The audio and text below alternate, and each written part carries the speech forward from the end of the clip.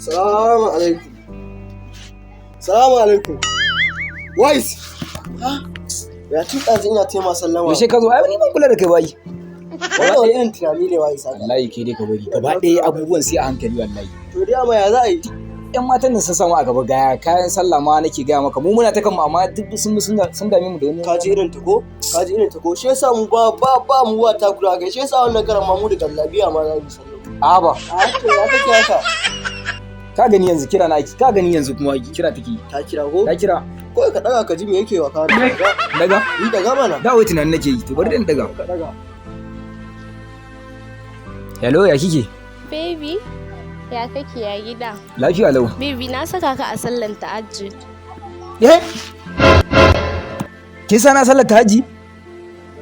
What? Hey! Ni na ce ki sana sallar tahajji? Tahajji, wai ta sana sallar tahajji. Ta saka a sallar tahajji. Ta sana sallar tahajji. Ko kai ma ka saka ta? A'a. Saka a sallar kawai shine abin da ya rage. Sa ta kai ma kawai. Shekin yaro. Tumi na shawara ka sa ta a sallar tahajji kai ma kawai ka wuce. Ayo.